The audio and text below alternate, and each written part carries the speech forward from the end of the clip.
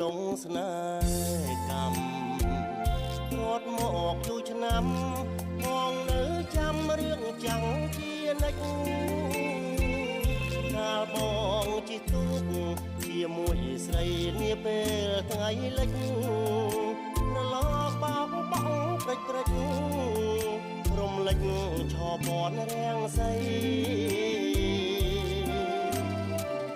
សមុទ្រក្នុងក្រៅស្រែកហៅចិនដាបណ្ដាជលសាអោវាសនាអ្នកនេសា